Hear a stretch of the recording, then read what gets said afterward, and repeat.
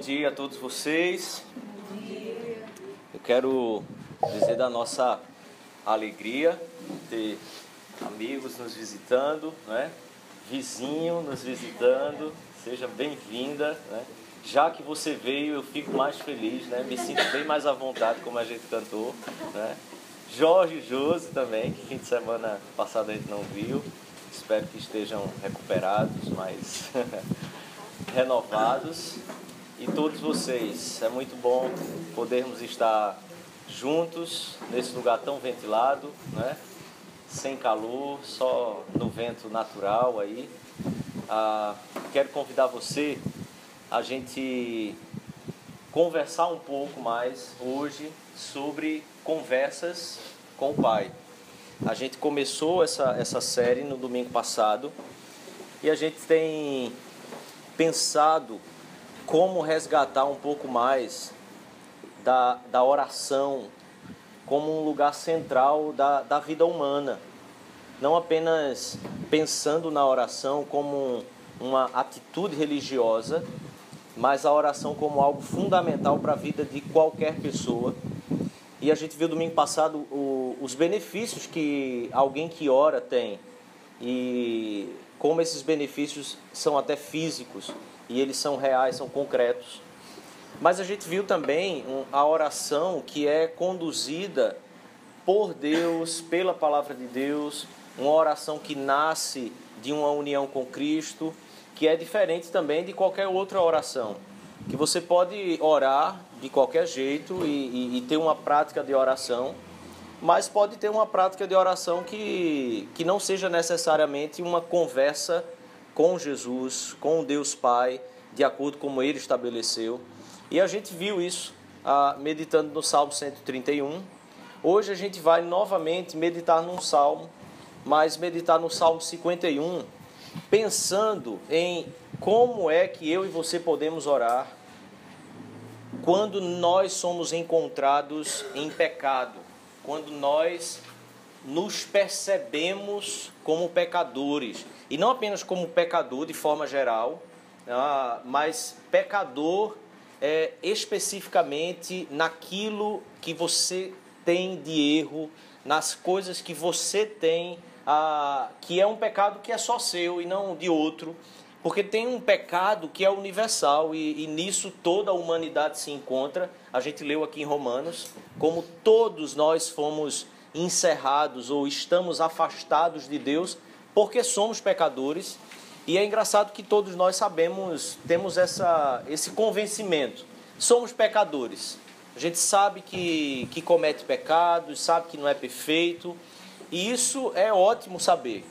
Mas é mais difícil, por causa do pecado que nós já nascemos, é mais difícil identificar muitas vezes pecados que são específicos, coisas que são específicas na nossa vida. E eu acho que essa é uma época do ano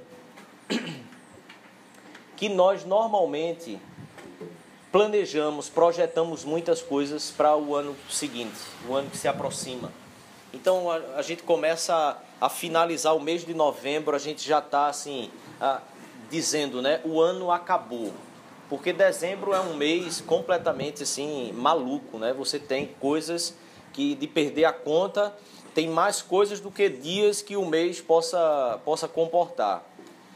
Eu acho que a gente precisa olhar para o ano que se segue e lembrar que talvez a oração seja um item que nós temos esquecido como algo para se planejar e se projetar melhor para o ano que se segue. Porque sem essa conversa com o Pai, e eu volto a dizer, né, com conversa tudo se resolve. Quando a gente senta e conversa com quem quer que seja, e a gente se dispõe a ter uma conversa, tudo se resolve. Mas a gente se esquece que a gente também precisa conversar com o nosso Deus e Pai, que é aquele que controla absolutamente todas as coisas da nossa vida. Então, imagine que para um ano de 2017 que se apresenta, você precisa planejar, projetar, imaginar, sonhar, pensar em diversas coisas, mas que antes de tudo, essa prática de conversa com o Pai é que precisa se estabelecer ou restabelecer-se na sua vida. Porque conversando com Ele, tudo vai se resolver. Mas sem essa dependência, sem se chegar diante dEle, as coisas realmente ficam bem mais difíceis. Mas a grande questão é, então, como orar, como chegar diante de Deus, como conversar com Deus Pai, quando nós somos encontrados em pecado, quando nós somos encontrados no erro, quando nós nos identificamos como pecadores. Esse Salmo 51 é um salmo que Davi escreve após entender a má notícia do Evangelho. Após entender que antes do Evangelho ser uma boa notícia, antes dessa boa notícia de Deus em nos resgatar em Jesus Cristo, apesar dos nossos pecados, ou principalmente dizendo por causa dos nossos pecados, porque se não fossem os nossos pecados não haveria necessidade de Cristo, não haveria necessidade de cruz, não haveria necessidade do derramamento do sangue do Filho de Deus. Então, observe, quando Davi é encontrado em pecado, agora sendo rei, não mais aquele Davi que nós vimos no domingo passado, um Davi perseguido, um Davi que estava vivendo no deserto, um Davi cheio de escassez, um Davi que a cada dia ele ia matando um leão por vez, porque não se dava para planejar o que se ia comer, o que ia beber, como ia dormir no dia seguinte, vivendo em cavernas, experimentando do frio e do calor intenso do deserto. Esse Davi escreve aquele salmo que nós meditamos e vimos como o nosso coração precisa realmente ser mais humilde, ser menos soberbo, a andar à procura de coisas um pouco mais reais e um pouco mais tranquila para a nossa vida do que viver almejando coisas que estão distantes da gente. Esse Davi agora que escreve o Salmo 51 que nós vamos ler, é um Davi que agora é rei, tem todo o seu reinado assim de maneira muito abrangente e é extremamente admirado e respeitado como um rei. Alguém que alcançou um reinado e um império gigantesco na face da terra. Esse Davi é pego, é assaltado pelas concupiscências da sua própria carne, pelos desejos exacerbados da sua própria carne. Não mais aquele Davi que tinha escassez e escreve dizendo, louvando a Deus, como o coração dele tem andado em humildade, como os olhos dele têm sido humildes, simples em relação às coisas da vida. Esse Davi agora, em 2 Samuel, capítulo 11 e capítulo 18, narra esse momento da história em que após Davi ser pego no seu próprio pecado, ele então escreve esse salmo, essa oração ao Deus Pai, conversando com ele de maneira profunda e que nos ensina muitas coisas. Que pecado foi esse que Davi foi pego? A palavra de Deus nunca escondeu os pecados dos seus servos, dos homens que Deus usou para se manifestar e se apresentar na história. Davi, num belo dia, está em seu palácio e da janela do seu palácio ele observa ao longe uma mulher numa outra casa perto do seu palácio. Essa mulher é esposa de um soldado do seu exército que está na batalha. E ele olha para aquela mulher, vê a beleza dela e pergunta aos seus súditos quem era aquela mulher. E a resposta que é dada é a mulher de Urias. Você sabe qual é a resposta de Davi? Davi não para pensar assim, ok, ela é casada, né? Não. Davi imediatamente diz, traga-me aqui. Por quê? Porque ele é rei.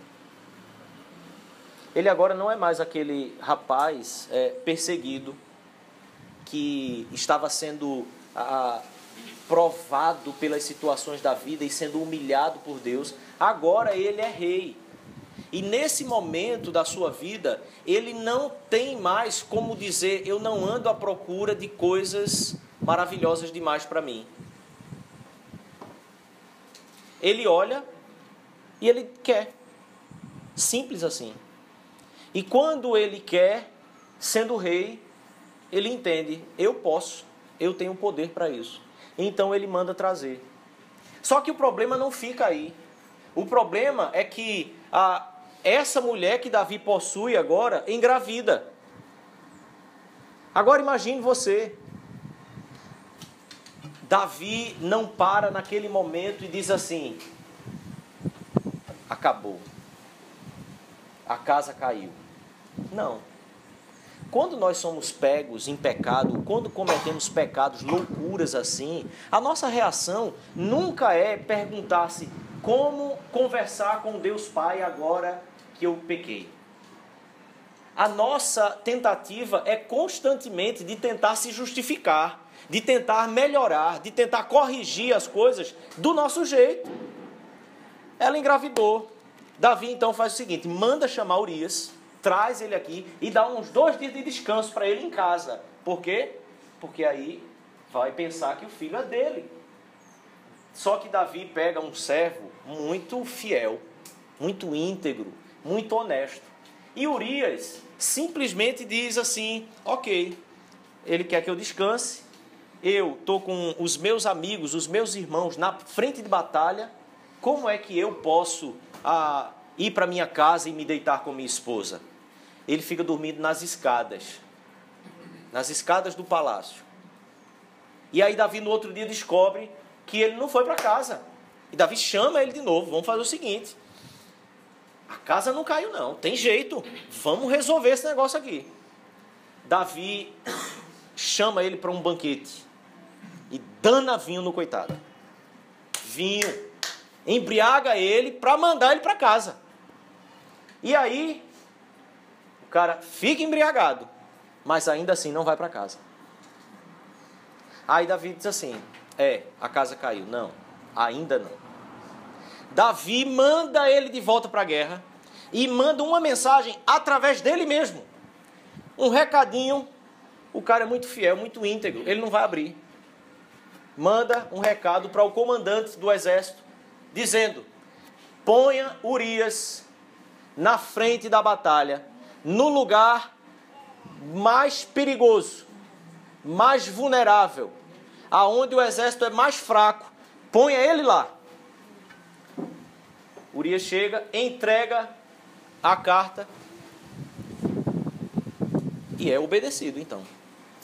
É posto no lugar aonde ele iria morrer certamente. E o que acontece é que Urias morre. É exatamente assim. Nós podemos criar monstros em volta da nossa vida e até parecer que tudo ficou resolvido. Davi então toma a ex-esposa de Urias, a viúva agora, como sua esposa. Ele é o rei, o marido morreu, então vou tomar como minha esposa. Resolvido o problema. E a vida seguiu. O problema é que os olhos de Deus não deixam de enxergar. A questão é que Deus continua sendo aquele que controla toda a história. E dele nós não podemos escapar nem enganar. Então o que é que acontece? Deus fala com o profeta Natã. E aí o profeta Natã vai até o palácio, conversa com Davi, diz, olá Davi, tudo bem? Bom dia Natã, coisa boa você por aqui. Davi é o seguinte, um cara rico, tomou umas ovelhas de um camarada pobre. O cara não tinha nada, só tinha aquela ovelha. Até dormir com ela ele dormia, de tanto carinho que tinha por essa ovelha. Mas o cara rico inventou que queria a ovelha dele, mesmo tendo várias outras. O que é que faz com esse cara? o texto bíblico diz que o coração de Davi ficou irado, indignado. Diz assim, esse homem merece a morte. E Natã, simples assim, olha para Davi e diz, este homem é você, Davi.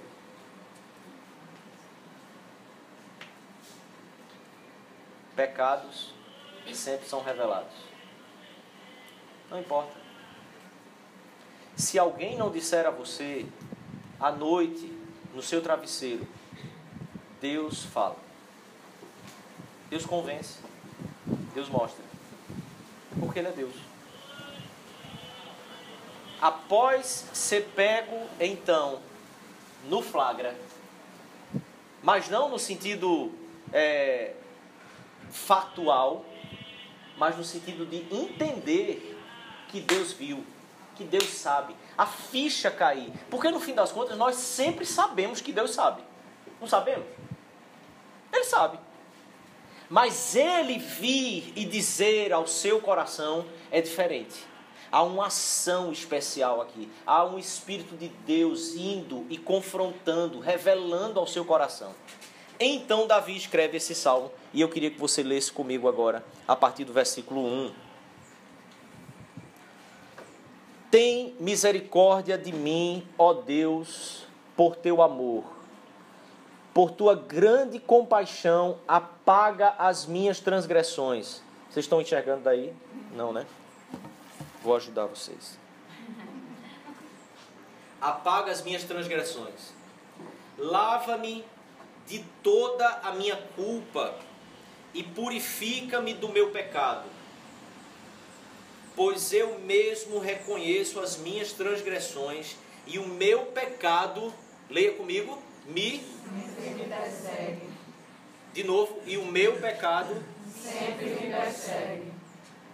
Contra ti, só contra ti pequei e fiz o que tu reprovas. De modo que justa é a tua sentença e tens razão em condenar-me.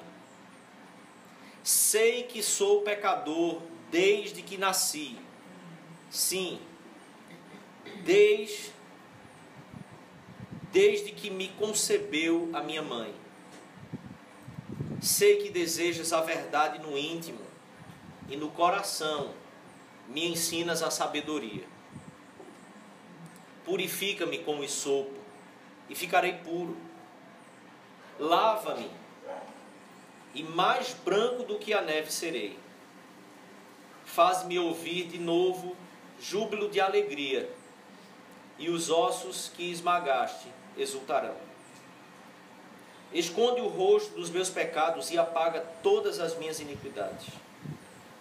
Cria em mim, ó Deus, cria em mim um coração puro e renova dentro de mim um espírito estável. O que é que nós podemos aprender com essa oração de Davi? O que é que eu e você podemos aprender de como orar quando nós reconhecemos, conhecemos, quando a ficha cai sobre o nosso próprio pecado? Há um ano se apresentando para nós. Um ano em que sua vida pode sim deixar de ser uma vida esmagada nos seus ossos pelos seus próprios pecados. Um ano em que sua vida pode sim voltar, como Davi diz, a ter um espírito estável e não um espírito decaído. Um ano em que você pode sim começar a aprender da sabedoria de Deus. Um ano em que você pode, como Davi diz, ter de novo júbilo de alegria na sua vida, e não apenas o peso do pecado batendo na sua porta, pondo a mão nos seus ombros, dizendo eu estou aqui, e não adianta fugir, ele lhe persegue. Um ano em que nós podemos aprender então algumas coisas com a oração de Davi. Observe comigo.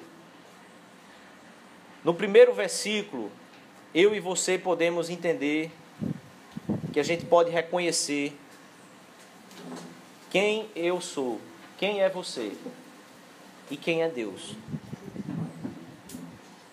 Observe, querido, que Davi diz assim: tem misericórdia de mim, ó Deus. Você sabe quando é que você para pedir, Deus, tem misericórdia de mim? Quando você começa a adquirir a consciência da sua própria incapacidade, da sua própria limitação e finitude. Nós vivemos ano após ano como se nós fôssemos infinitos, como se nós fôssemos donos do nosso próprio nariz e da nossa própria vida. Mas existe algo que Deus estabeleceu para não nos deixar caminhar dessa forma. E isso se chama a lei de Deus. Nós lemos aqui. A lei de Deus serve para nos mostrar o quanto nós somos pecadores.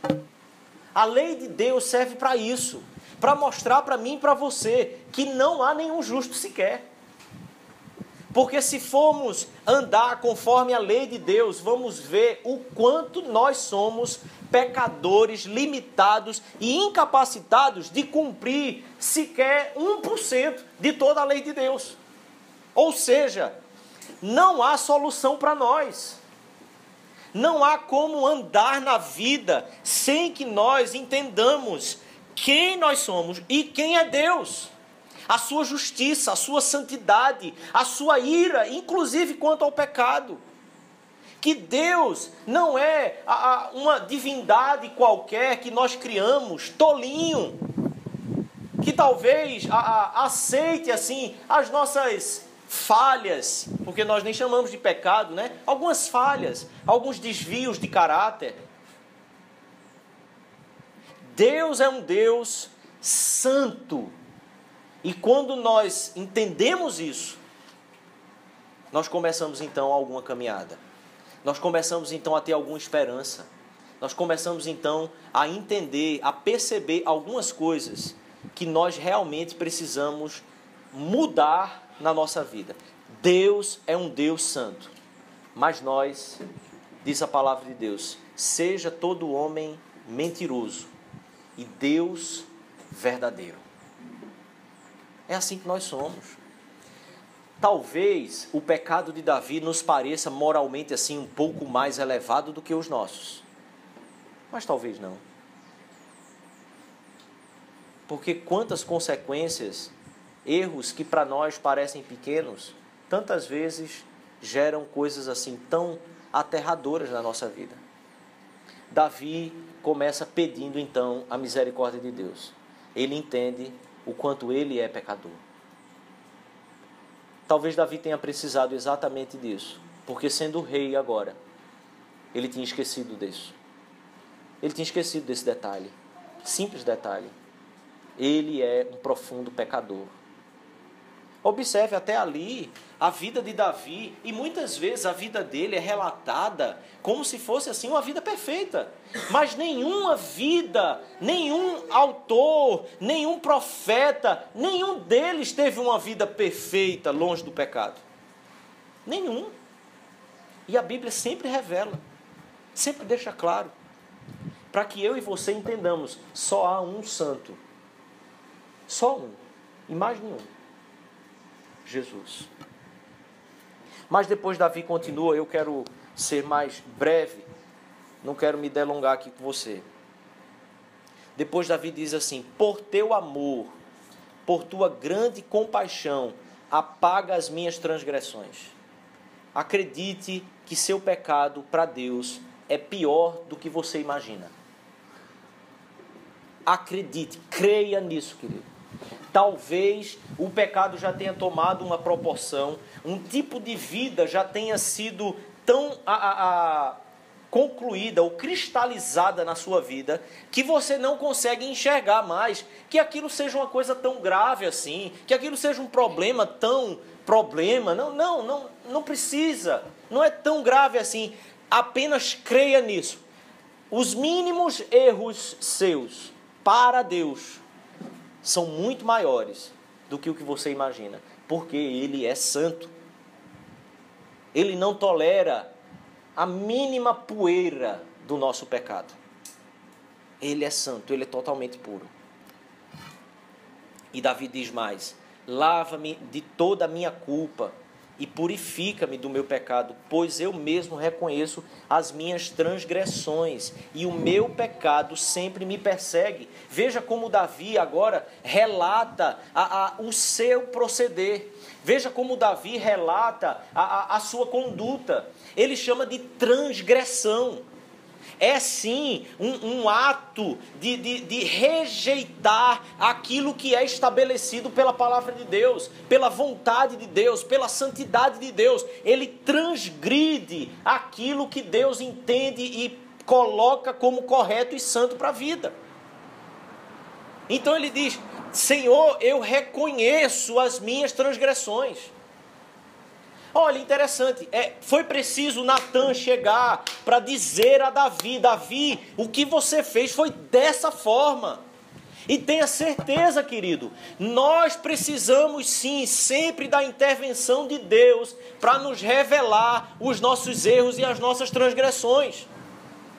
Deus usa sim homens e mulheres dele para nos mostrar: o seu pecado tem sido assim, o seu erro tem sido assim. E o que acontece é que Davi então começa a nos mostrar no decorrer do texto toda essa postura do coração dele. O nosso pecado é antes de tudo e sempre contra Deus. Davi escreve: contra ti, só contra ti pequei e fiz o que tu reprovas.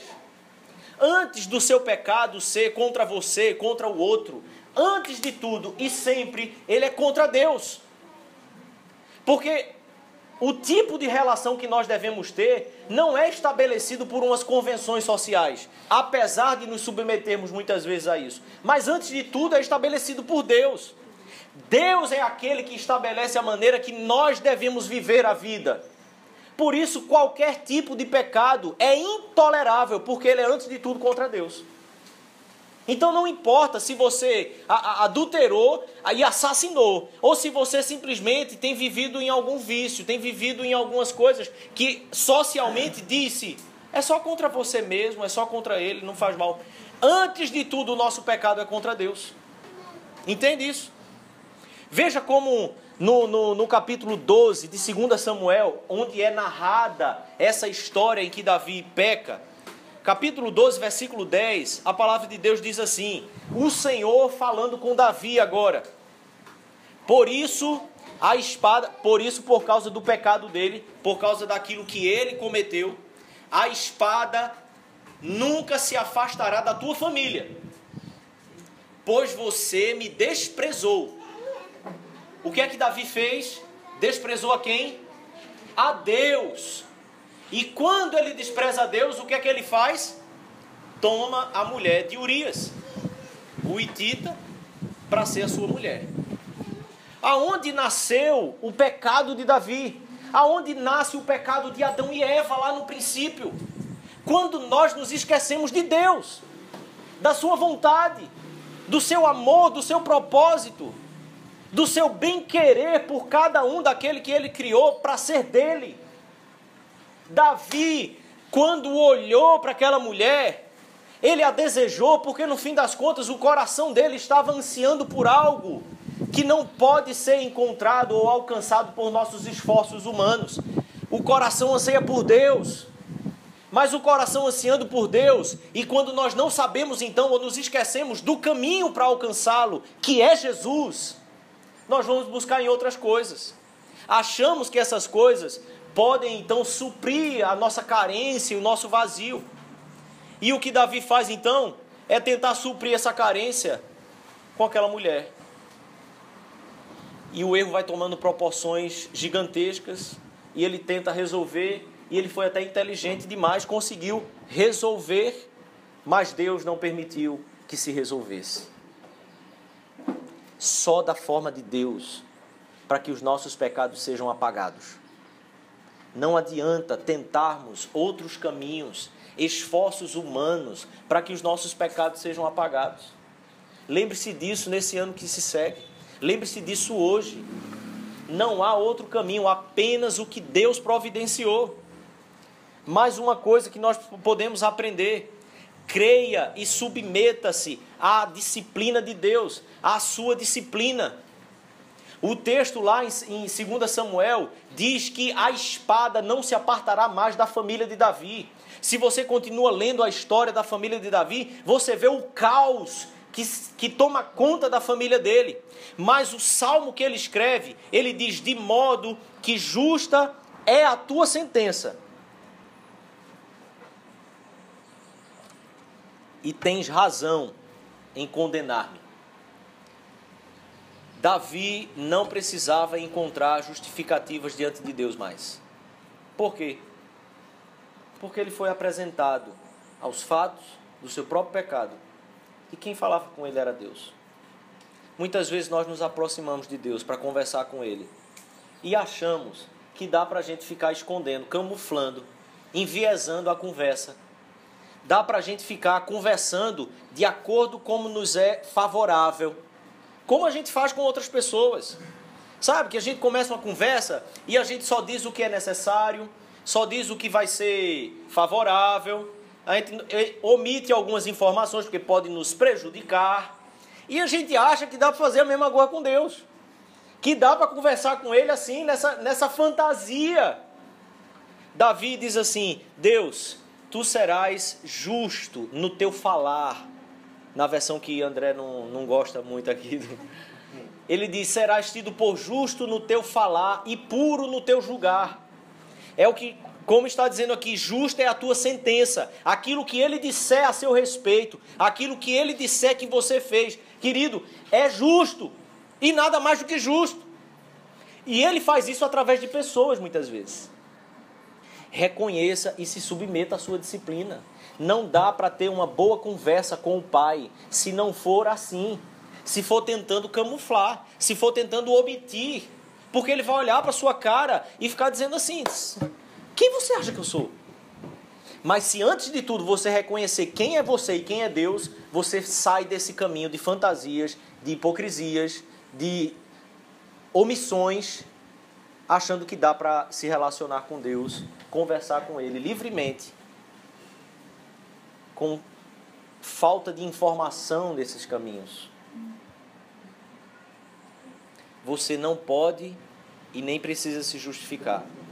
Olha o que a palavra de Deus diz em Hebreus, capítulo 12, versículo 6. Pois o Senhor disciplina a quem ama e castiga todo aquele a quem aceita como filho. Aqui nós encontramos um problema. Nós vivemos em uma sociedade que tem nos dito e nos ensinado que palmadinha é espancamento. E aí, por causa de alguns que espancaram, disse para todos que não pode encostar mais em nenhuma criança. Querido, quando nós amamos de fato, nós usamos sim da disciplina. Porque o coração humano é pecador. Pais, mães, não deixem de disciplinar os vossos filhos, porque Provérbios diz que a disciplina afasta o coração da criança do mal. Você sabe o que é isso? Nós somos pecadores. Liberdade demais a pecadores dá em libertinagem.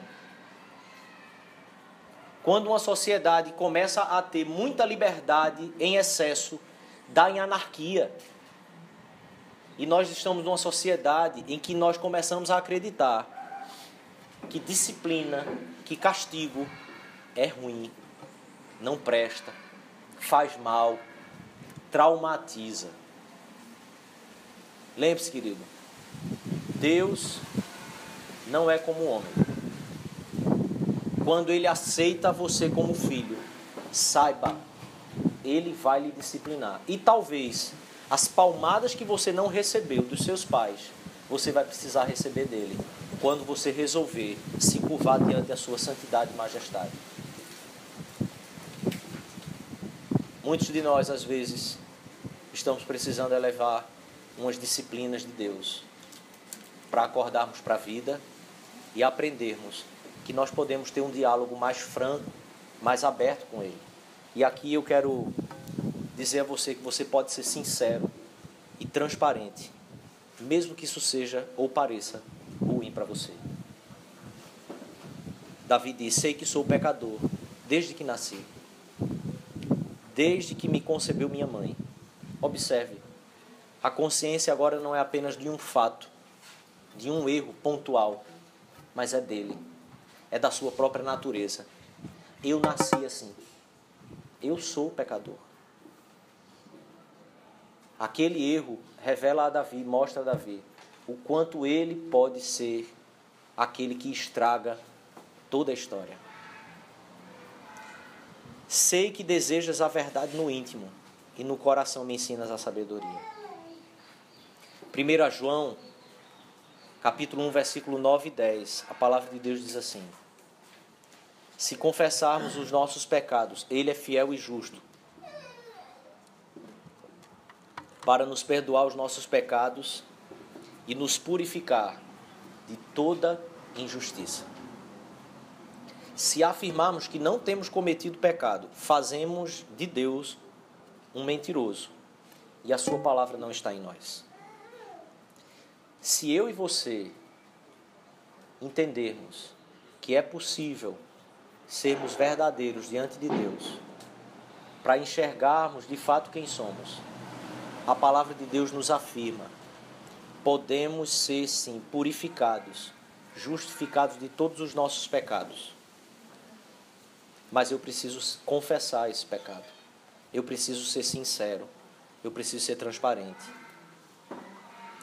E por fim, querido, creia e confie na justiça aplicada em Cristo, que nos renova a vida com Deus. Nós não estamos falando aqui de uma constatação de um pecado para você sair daqui hoje pensando em 2017 como um ano em que você vai andar com bolas de ferro amarradas no seu pescoço, lhe levando para o inferno. Nós estamos falando aqui de uma esperança que há em Jesus, mas antes, para que você entenda essa esperança, é preciso entender quem nós de fato somos. Davi diz: purifica-me com hisopo e ficarei puro. Lava-me e mais branco do que a neve serei. Observe, ele sabe quem é Deus. Ele sabe do poder de Deus. Ele sabe... Me perdoe. Ele sabe que com Deus as coisas de fato podem acontecer. Ele sabe que a questão não está sobre ele, mas é sobre Deus. Ele sabe de que aquele que pode fazer com que as coisas sejam diferentes daqui para frente não é ele mesmo, mas é o Senhor. Então ele diz: Senhor, se o Senhor me purificar, eu ficarei puro. Se o Senhor me lavar, eu ficarei mais branco do que a neve. O pecado não será mais um tormento, não será mais algo que me persegue, um monstro a bater na minha porta todos os dias. E ele ainda diz mais: faze-me ouvir de novo júbilo de alegria. Quem pode restaurar isso dentro do nosso ser é apenas o Senhor. E os ossos que esmagaste exultarão. Você sabe o que é isso? É ressurreição. Quem tem os ossos esmagados e permanece vivo? Mas esses ossos que estão mortos podem ressurgir se o Senhor nos lavar e nos purificar. E por isso eu queria finalizar ainda com um texto do Evangelho, da primeira carta de João, no capítulo 2. João nos diz: filhinhos, meus filhinhos, escrevo-lhes essas coisas para que vocês não pequem. É para que não pequemos.